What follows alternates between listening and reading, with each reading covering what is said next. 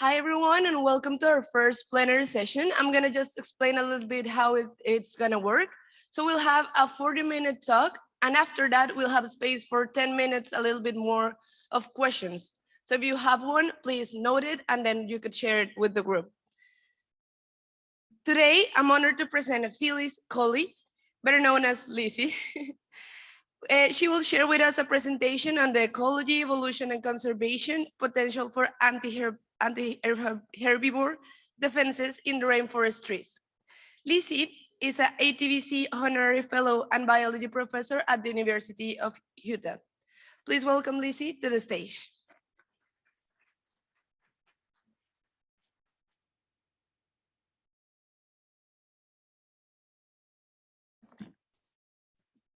Well, I'm delighted to be here, though it is a little early for me.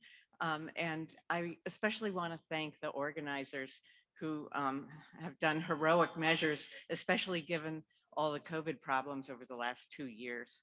And I'm sure we're all incredibly grateful. We had a great send-off last night, and I'm planning on having a great time. So thanks to the entire team. It's really impressive. ATBC is my favorite society, and so I'm extremely touched to have received the Honorary Fellow Award this year. And it's also rather humbling to give this talk because ATBC members have done amazing science and made so many positive impacts on conservation and society. And of course, the need is even greater now, so I really urge all the young scientists to keep at it. So today I wanted to tell you a little bit about my basic scientific journey, as well as efforts to use our basic scientific knowledge to promote conservation. And all this work has been done in collaboration with my late husband, Tom Cursor. And none of it would have been possible without the help of wonderful students and assistants. And I'm delighted to say that most of them have actually gone on in tropical biology. And today I'm going to mention some work by Maria Jose and Dale here in red, but I actually urge you to go to their talks later in the week. And as many of you know, Tom and I have spent a lot of time working in tropical forests around the world. And our research is primarily focused on various facets of why the tropics are so green and so diverse. And we were interested in answering the famous question, why is the world green? In other words, why haven't the herbivores eaten up all the plants? And for several centuries, naturalists, including ourselves, have been intrigued by how the tropics can harbor so many species. And on an evolutionary scale, how does the arms race shape evolution and perhaps drive speciation? So first, let me remind you that 50% of the organisms on Earth are either plants or the animals that eat them, which led to that famous paper asking why the world is green. And it was a puzzle. But in my lifetime, we changed from thinking of plants as sort of these defenseless vegetables sitting around waiting to be eaten to realizing that they've evolved an enormous battery of extremely clever defenses. And of course, herbivores are continually evolving counter adaptations. So the world as we know it has been profoundly shaped by this arms race between plants and herbivores. Who are the herbivores? Well, some are mammals like the sloth pictured here, but the vast majority are insects. And here's just a smattering of some cool ones. This one is a grasshopper. It's not extraterrestrial, it's from the Amazon. And let me tell you, those legs can draw blood. I love this katydid as it's beautifully camouflaged as a dead leaf, complete with fake herbivore and pathogen damage. And this caterpillar looks a lot like a twig, as does this caterpillar. So for eons, it's been the insects rather than the mammals that have been inflicting the most damage on tropical trees. And what are they eating? Well, expanding leaves, baby leaves. More than 70% of the lifetime damage to a leaf occurs during this really short period of leaf expansion. So although leaves live 2 to 3 years and are young for only 2 to 3 weeks, most of the herbivory happens then. And this is because while cells are expanding, they can't toughen, and toughness is really one of the best defenses. And also because young leaves are growing, they have high nitrogen contents, an essential nutrient for insects. So an unavoidable consequence of leaf expansion is that young leaves are tender and nutritious and preferred by herbivores. So we've been studying young leaves and insect herbivores as they are the key plant herbivore interactions in the tropics.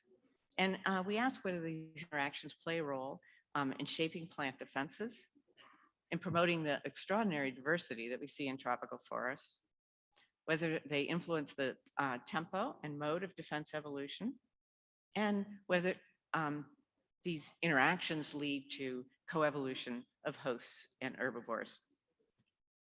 So to answer these questions, we chose to focus on Inga, which is a rainforest tree in the pea family. And the reason we chose it is because it's extremely speciose with more than 300 species in the neotropics. It seems to have explosively radiated very recently. It's also one of the most diverse genera at any given site, as well as the most abundant in terms of stems. And I also think it's beautiful. So we're looking at Inga across much of its range, and each black dot is a 1 degree grid indicating where Inga occurs. And the red dots indicate the 5 sites where we've studied it: Panama, Peru, Brazil, French Guiana, and Ecuador. And at each site, we spend about 18 people months in the field collecting ecological and trait data on plants and collecting herbivores to determine host choice. And then in the lab, we chemically characterize the secondary metabolites, and our collaborators in the UK examine DNA and transcriptomes. And the field work's done with the help of a lot of great assistants. And we generally pair a North American student with 1 to 2 students from the countries where we work. And this creates a wonderful learning synergy and shapes long-lasting bonds. So in the field, we basically collect data on who eats whom, and we quantify herbivory, we measure defense traits, we collect leaves for metabolomics, and we collect herbivores to determine host choice. And I just want to point out that most tropical insects have not been described, and if they have, it's only the adults, and there's no way to link it to the caterpillars. So we had to barcode every single individual. And as I mentioned, a puzzle that's existed since the beginning of my career is why is the world green? When you go into a rainforest, all you see is leaves, leaves, and more leaves. So it should be a paradise for herbivores, right? It's like living in a giant salad bowl. Wrong. Almost everything is toxic. For example, our work has shown that 50% of the dry weight of young leaves is secondary metabolites. I mean, 50%, this is kind of remarkable, as the job of a leaf is to do photosynthesis, and yet half the leaf is devoted to poisoning herbivores. Furthermore, a single leaf is loaded with hundreds of different compounds. And this compound was discovered by Susie, an undergraduate in the lab. And as exciting as it was for Susie, it's actually not unusual to find new compounds. In fact, of the over 9,000 compounds we've looked isolated so far from Inga, only less than 10% are in compound databases. So the vast majority are still unknown, and this presents a bit of a challenge. However, we feel it's important to use an untargeted metabolomic approach, which attempts to document the entire suite of secondary metabolites, not just a single class of one's favorite compounds. But chemicals aren't the only defenses. We also measured trichome density and length, developmental traits such as the speed of leaf expansion, which determines the amount of time leaves are young and vulnerable, a phenological trait, the synchrony of young leaf production, and if leaves are produced in pulses, they can satiate the available herbivores such that many leaves may escape damage. And the time of year young leaves are produced determines which species of herbivores are active and could eat them. And finally, Inga has extrafloral nectaries, so we measured nectary size and the number and identity of ants coming to the nectaries. And because some of these traits are correlated, such as nectary size and ant visitation, they collapsed into a single class of biotic defenses. So overall, we had these 6 independent defense classes, and all 6 classes are orthogonal, which means they are evolving independently, leading to an infinite number of defense possibilities.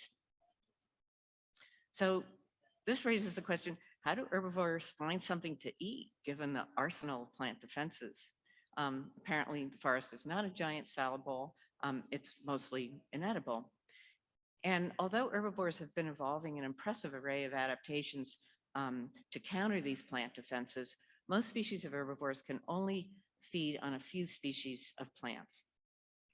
And here's some data we collected at one site in Peru, and we collected thousands of caterpillars, which belong to 174 herbivore species as determined by DNA barcoding. And over 140 of these were only found feeding 1 to 3 different species of Inga. But remember, it's a jungle out there. There are well over 500 species of plants in the neighborhood, yet any given herbivore species can only feed on a very small fraction. So there's this high degree of specialization, and I'm going to come back to this point later. So we're in the process of sequencing all our herbivores, but let me show you data again from this one site in Peru. And we collected lots of caterpillars. And as I said, barcoding showed we had 174 species. And then DNA sequencing of 3 nuclear genes showed 19 families. So then we asked, how do these herbivores choose hosts? And it turns out that different families care about different defenses. So the Gallichides, which is the most abundant superfamily, cared most about chemistry, but also Inga phylogeny, and they prefer leaves that expand slowly. Rhyodinids also care about chemistry, but they also choose plants with ants. Although ants are predatory and generally not a good idea, rhyodinids have a mutualism with ants and actually prefer species with more ants. And Erebidae care about chemistry and the timing of leaf production. And so different families appear to have specialized adaptations to different defensive traits, and that these adaptations appear to be evolutionarily conserved. So Inga phylogeny has very little influence on herbivore host choice. Instead, it's shaped by defensive traits. So Inga herbivores are clearly shaping plant defenses, and as a consequence, plants invest a lot in a diverse array of defenses. And in turn, plant defenses are shaping herbivore host choice and counter adaptations. So now I want to ask if plant herbivore interactions could promote the high local tree diversity that we see so commonly in tropical forests. And the latitudinal gradient in diversity has been puzzling scientists for a very long time, and for good reason. For example, in a tropical forest, there can be over 650 different tree species in a single hectare. I mean, this is more species than in all of the US and Canada combined. So people have been wondering, how can orders of magnitude more species fit into the same area in tropical rainforests? And one of the reasons this question is so puzzling is that for so many species to coexist, they must have different niches. Otherwise, one species would be the best and would win. And typically, niches are thought of as abiotic, different ways of dividing up light, water, and nutrients. But it's pretty hard to imagine that there could be 650 different habitats in a single hectare. However, there could be an infinite number of defense combinations. And remember, Inga has quite an arsenal of defense strategies. So we asked if defense niches could contribute more to coexistence and the high local diversity than abiotic niche differences. And many studies have examined coexistence and have demonstrated negative density dependence. So no one species can dominate because it does worse near conspecific. And Dale's data for Inga in Panama also show a significant negative effect of being near conspecific for both survival and growth. So negative density dependence is widely considered to be why rainforests are so diverse.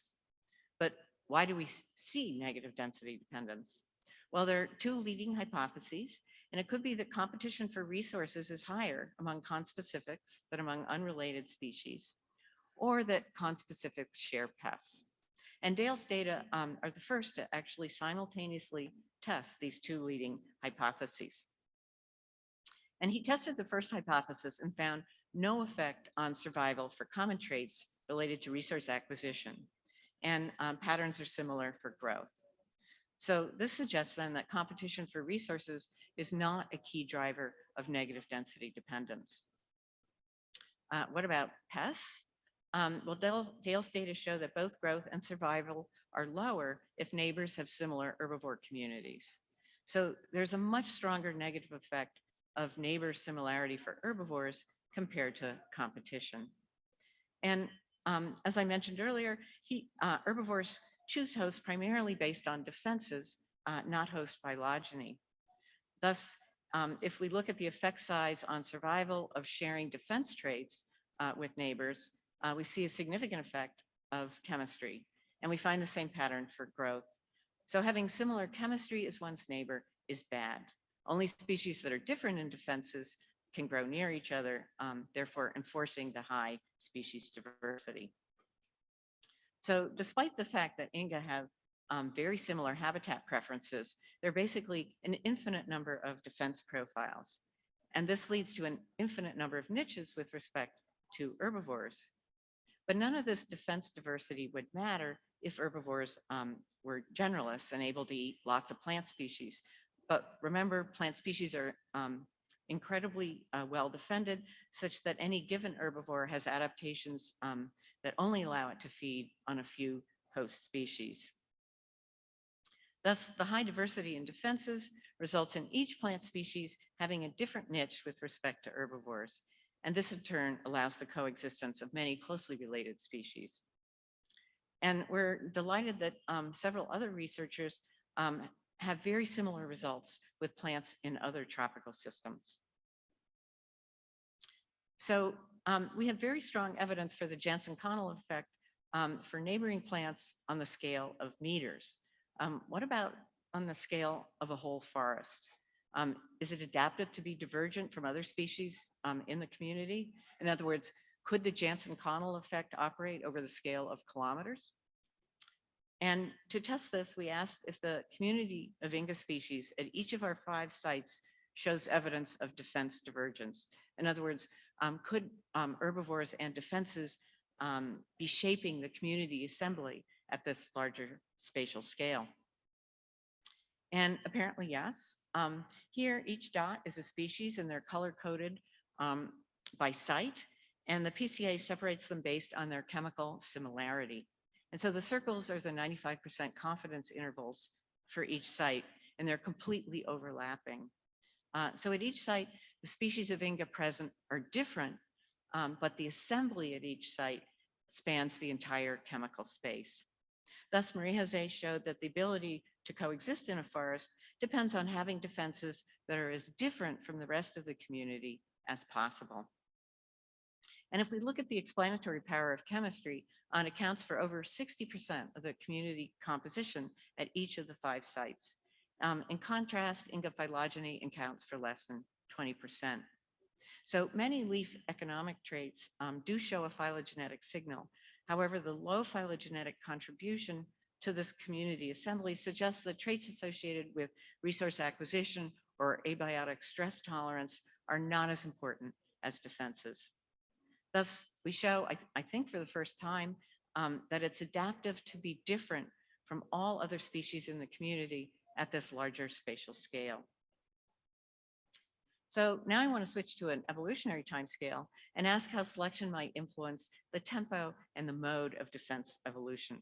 So let's start with tempo. And our understanding of the evolution of plant defenses, particularly secondary metabolites, has been very much influenced by the seminal work of Ehrlich and Raven from over 50 years ago.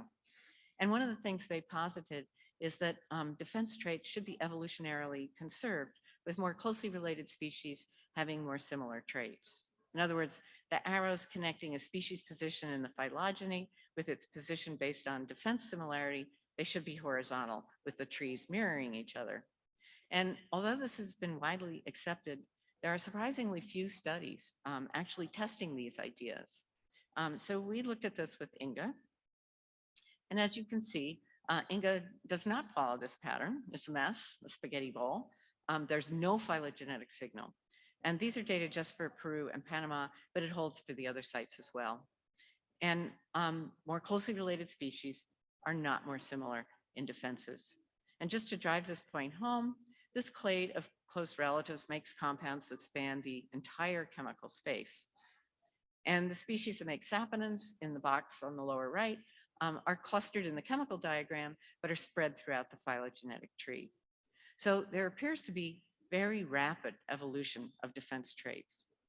And I just want to take a moment to mention how we determine chemical similarity across species, as it's been a challenge that's been central to our research for the last several years. And so to quantify chemical similarity, we constructed a network of all the secondary metabolites that we've isolated from 167 species of Inga. And each gray dot is a compound, and the lines connect structurally similar compounds based on their MS spectra. And so for clarity in this figure, we include only a portion of the chemical space with the phenolic compounds. And the highlighted compounds are found in Inga umbellifera, a single species at a single site in French Guiana. And although it's thought to be one species based on DNA, it turns out to have three very distinct chemotypes, red, yellow, and blue. And actually, we think this is speciation in action, but that's another story. So as I said, this metabolomic effort has presented challenges. And one is, how do you determine chemical similarity when most species do not share compounds? And so the dots with multiple colors indicate shared compounds. And you can see that they are a minority, that more than 70% of the compounds are actually not shared among these chemotypes within a single species. So we developed a similarity score that takes into account shared compounds, but also the structural similarity of unshared compounds, essentially by quantifying the distance in this matrix. So the two compounds in the green circle are different in the two chemotypes, but they're more structurally similar than these two compounds. And so that's taken into account in our index. So related species are not similar in their chemicals. In other words, statistically, there's no phylogenetic signal for secondary metabolites. And in fact, the only class of defense traits that did show a phylogenetic signal is hairs. So this suggests great evolutionary lability in most of the defense traits. In other words, a very high tempo of evolution. So what about the mode of defense evolution? In other words, how do new chemical profiles evolve? And Dale Forrester will talk a lot more about this on Thursday morning. But common wisdom states that mutations to structural genes or coding regions lead to production of novel or different compounds. And although we see a few examples of novel compounds or novel molecules in Inga, our data suggests that this is not a major mode of evolution. Instead, we see a pattern consistent with gene regulation. And here are the Panama and Peru species with the major classes of defenses listed across the top. And we see that the production of catechin epicatechin, which is a common metabolite, is spread throughout the tree. And in fact, if we look at sister species, we see one that makes it and one that doesn't, again and again and again. So it's very unlikely that the genes to make catechin epicatechin have evolved multiple times. And basically any compound class shows the same pattern of being spread throughout the tree. And so this pattern is unlikely to arise from mutations to structural genes, which is much more consistent with changes in gene regulation. And we hypothesize that all species have the genes to make most compounds, but they're simply upregulated in different combinations in each species. So we see several advantages for plants of evolving new defenses via gene regulation. And first, it may be an easier mechanism to affect change than evolving novel compounds that actually work through changes to structural genes. And clearly for novel compounds to arise, like mustard oils or nicotine, this would involve mutations to structural genes. However, these successful innovations do not occur very frequently. Second, it might allow rapid and large shifts in defensive chemistry, leading to novel combinations. So instead of embellishments on a chemical background, plants could shift, let's say, between phenolics and saponins. And so such big shifts in defenses would present a complicated challenge for herbivores.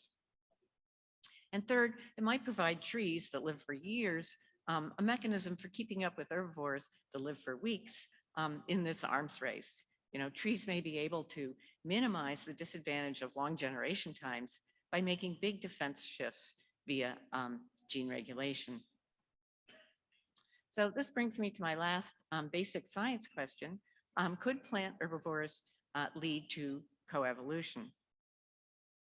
And contrary to the general wisdom, our answer to this is no. So let me explain that. And a central prediction of the coevolutionary arms race is that there should be co-speciation or congruence between the plant and the herbivore phylogenies.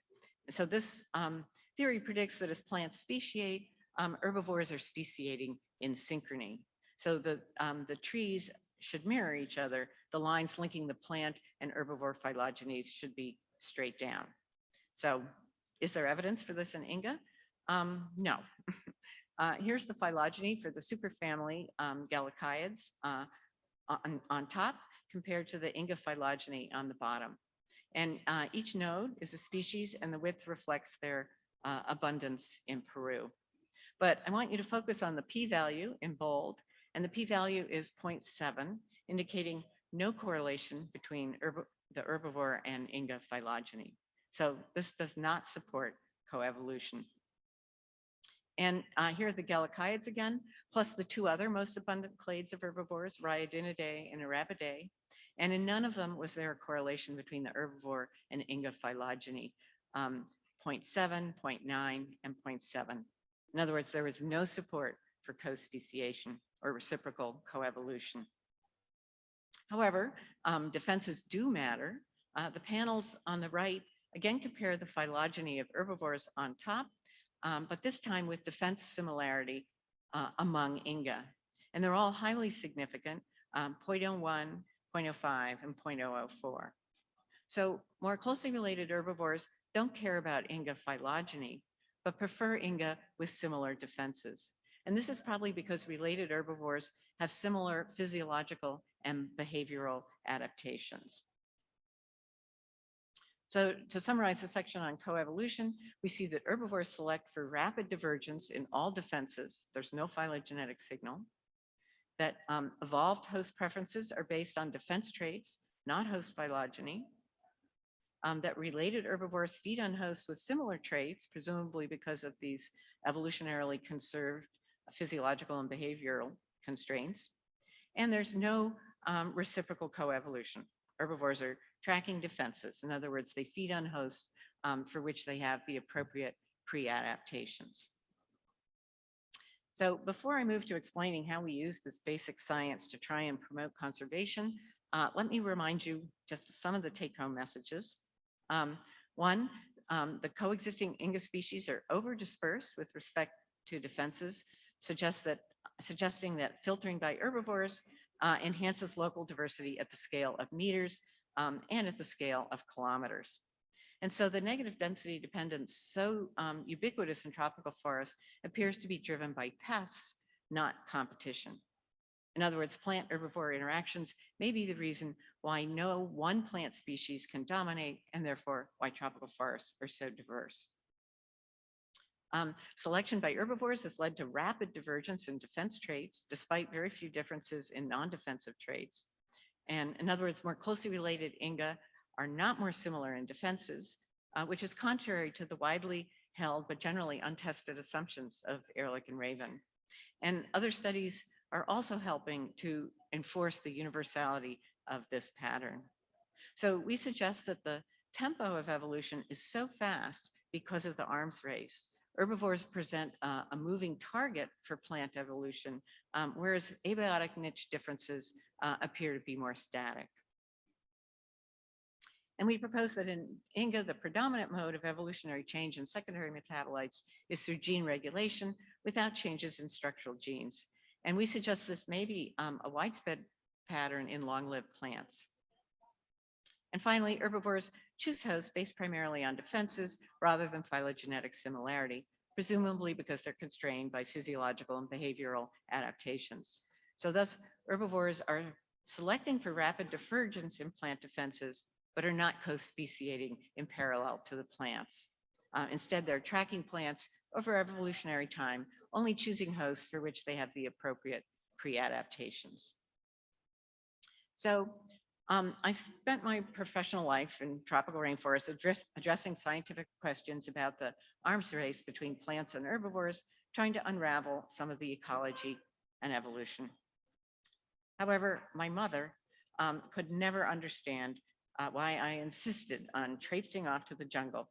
And besides, what earthly good was it to know about caterpillars eating baby leaves? And as we all know, mothers are always right.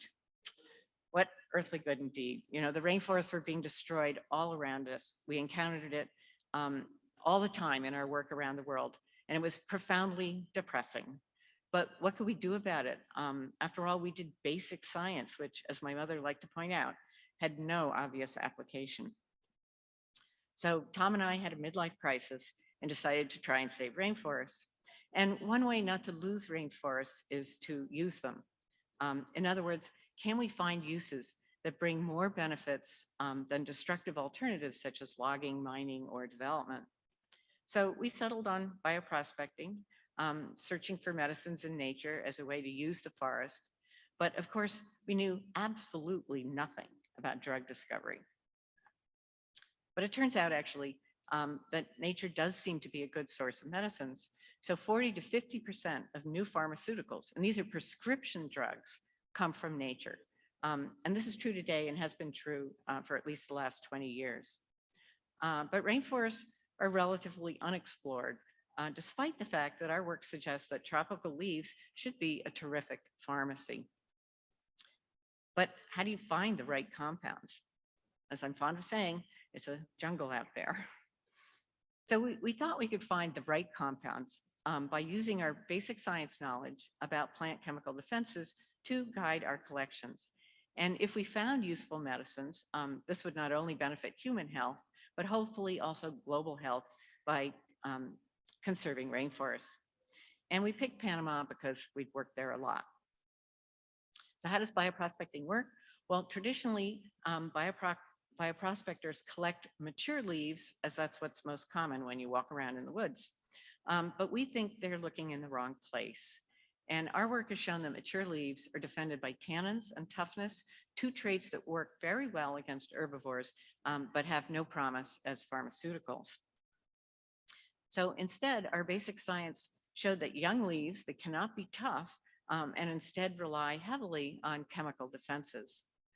Thus, they have much higher concentrations of compounds than mature leaves, but more importantly, they have unique compounds not found in the mature leaves.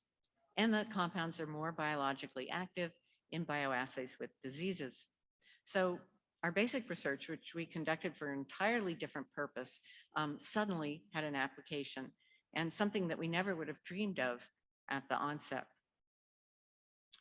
But to promote conservation, benefits to the host country must be immediate and guaranteed. Yet the possibility of royalties, which is usually the only form of reward, is practically zero. So here's a pipeline to get a drug to market and get royalties, and it's a very long process. First, one makes collections in the field, then tests extracts of these collections in disease bioassays, and if you get a hit, then you have to identify which compound in the mixture of many is responsible for that activity. Finally, animal trials for efficacy and toxicity, human trials, and then maybe a drug to market. But only a few dozen drugs worldwide make it to market each year. So very few people get royalties. Furthermore, Only the first step of collections is done in the biodiverse countries, and then samples are typically shipped to the US or Europe. So all of the money and jobs that are involved in these other steps happen in the US and Europe, and not the country where the leaves were collected. So Tom and I asked, why can't we do at least part of this pipeline in Panama? And after a lot of work and more rejections than I care to remember, we got 50 million in grants for Panamanians to do drug discovery work in Panama, with the goals of providing guaranteed and immediate benefits. And we were actually able to accomplish all these steps, creating many jobs. And remember, no one anywhere gets a drug, almost no one anywhere gets a drug to market. But just being in the game is success, and Panama is now in the game. So Panamanians make collections throughout Panama, and it's a biodiversity hotspot, so a good place to look for drugs. Colombia, as we heard yesterday, is also a biodiversity hotspot. Leaves are then brought back to the lab to be extracted and tested in bioassays. And so we set up several bioassays, including the big money makers such as cancer and agricultural pests.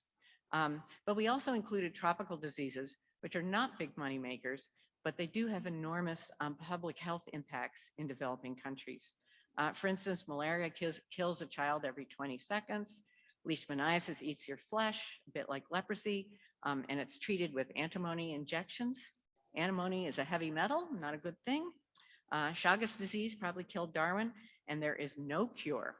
So it's painfully obvious that we need better treatments for tropical diseases. And if we get a hit in our bioassays, we have to find the compound, one of dozens in that extract, that's responsible for the activity. So we also had to establish chemistry labs, and we started with buying, metal folding chairs and air conditioners, and worked up to HPLC, NMR, and other sophisticated equipment necessary for chemical research. And here's Johan, happy with her new HPLC. And it was all an experiment. Everyone, including us, was skeptical that we'd be able to do first-class research. And here's some of the team in Panama. And when I say we, I mostly mean them. So have we been able to do first-class research? And yes, actually, beyond our wildest dreams. So here's a list of some of the exciting patents we've discovered, and they're promising leads against malaria, leishmaniasis, as well as cancer. And we named the compounds after the places in Panama where we discovered them in order to promote national pride. And Coibamide, the last one, was found on Coiba, which I'm going to mention in a minute. And so I've really glossed over the R&D infrastructure that we were able to create, and also the many research and educational opportunities that were opened up. But these have been immensely rewarding in themselves, and the entire project based on baby leaves.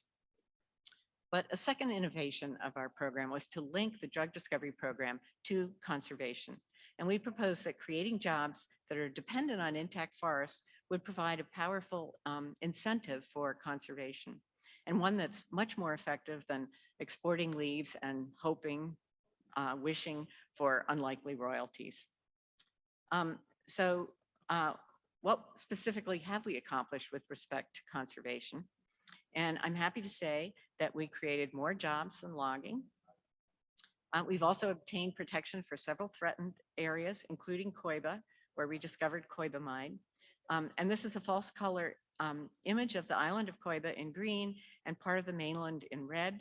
And green means the land is forested and red means deforested. And so you can see that Coiba is still a forested jewel. And in addition, the surrounding ocean is a biodiversity hotspot for the Eastern Pacific marine organisms. So it was a big coup to get it named a World Heritage Site. It was slated to be a 5-star hotel and golf courses. And the World Heritage Site is really the best international protection possible. And we've engaged members of the urban community, and here's one of our chemists. And he, like many city dwellers, had no interest in the forest.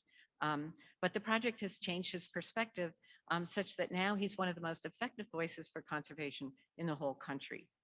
And typical conservation programs tend to focus on empowering the people that live in or near the forest. So our program is a unique model showing huge benefits to also engaging the urban community. So now in Panama, there's this new and powerful voice at the policy table, bioprospecting scientists arguing for conservation. And thanks to them, Panama has changed their development goals to include or really emphasize bioprospecting and ecotourism, two non-destructive uses of the forest. So targeting young leaves, we have many successful leads for pharmaceutical drugs. We've also created a long-lasting drug discovery program in Panama with unprecedented opportunities for education and research, which in turn has had profound impact on conservation and government policy. So even my mother was proud and had to admit that our useless research on baby leaves and caterpillars wasn't so useless after all. So thank you all for getting up so early.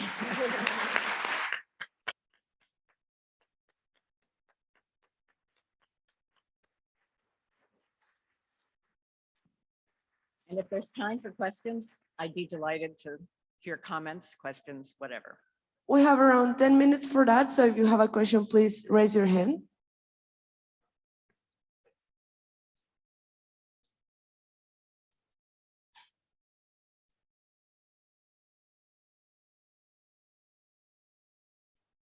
Good morning. Thanks a lot for this very, very exciting talk. Oh, thank I you. have a question regarding the first part of your talk. So what we saw today was that, the salad of the Amazon is totally poisonous.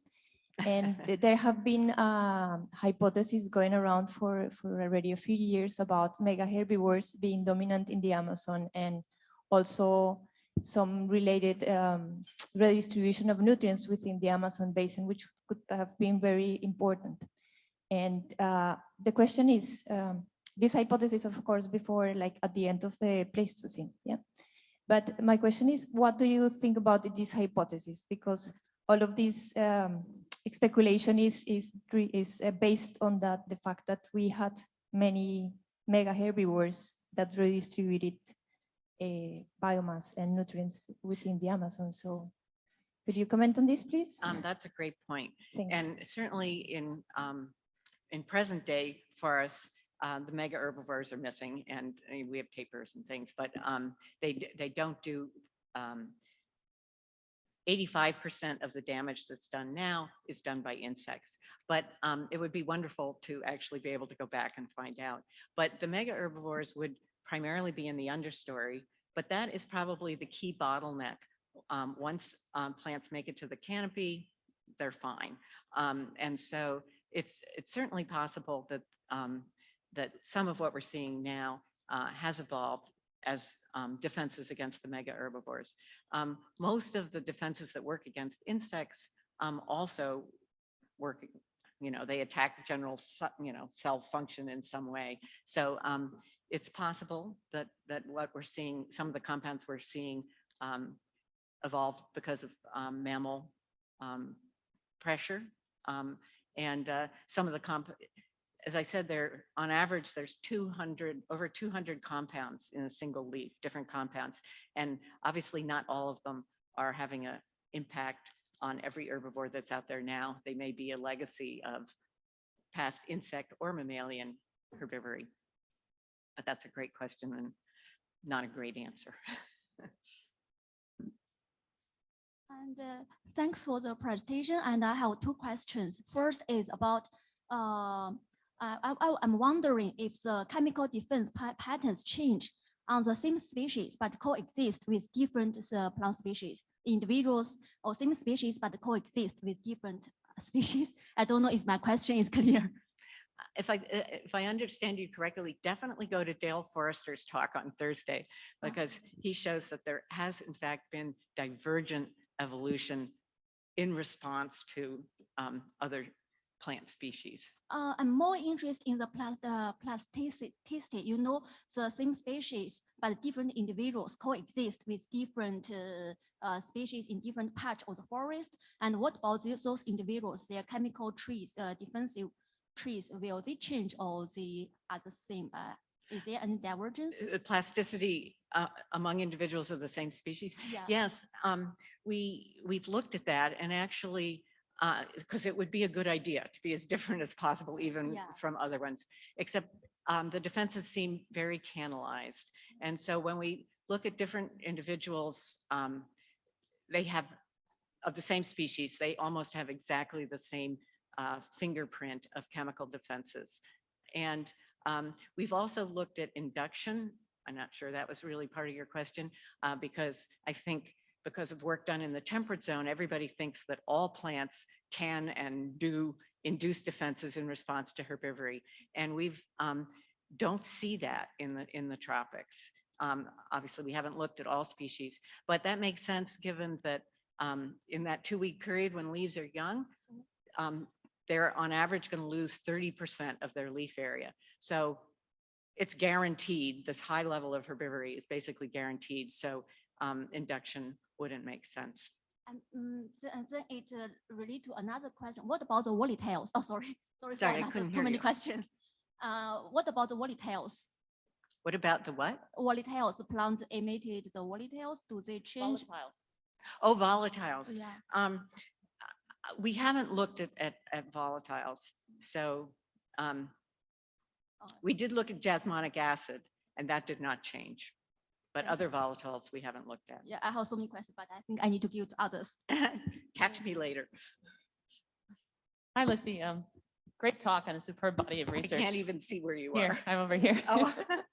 I was wondering about the prevalence of hybridization in Inga and whether that would have implications for example, the phylogenies look different depending on the area of the genes or area of the genome that you're using, and how that might affect like estimates of coevolution. But I might have misunderstood how you did the phylogeny. Yeah, I didn't. Toby Pennington and colleagues in the UK have done the phylogeny, and Inga is one of those species that doesn't barcode, and so they're all the same. And so that was a huge undertaking, but we now do have a very robust phylogeny, and we also can see geographic imprints, but they have just gotten a big grant to look at past hybridization as a potential for sort of moving these cassettes. Well, in general, they're interested in it, but can you, so have the cassettes of defensive genes actually been moved around through these levels of hybridization. We don't see a lot of hybridization happening today, but I think stay tuned for another 3 years and we'll have a much better idea of Thank you. deeper hybridization events. We have a lot of questions, so I'm gonna give the word to the last two people, and then we have to go on so you have time for the next presentations, but we are so happy to receive so many questions. Hi, can you talk about a little bit about the ratio between the profits of the pharmaceutical company and the investment that they do? There you are, thank you.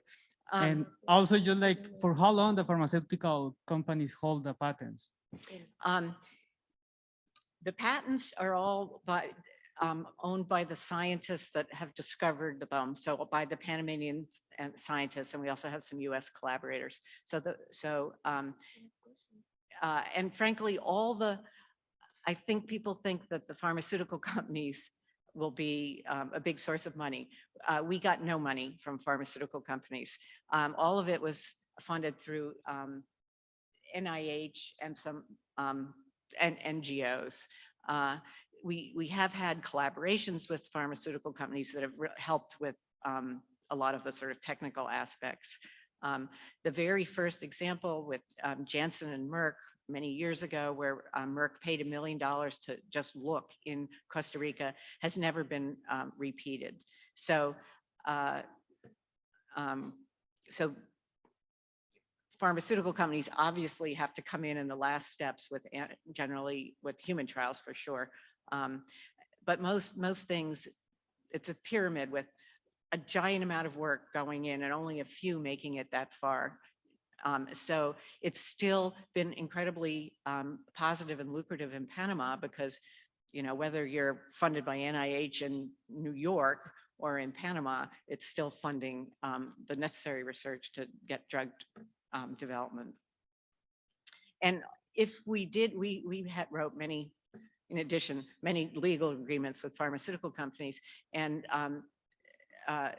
you know, should we get something, and even if they synthesize the drug, you know, change the compound in some way to make it more druggable and hopefully synthesize it. If the idea came from your compound or your leaf, that still counts as, you know, benefits for royalties.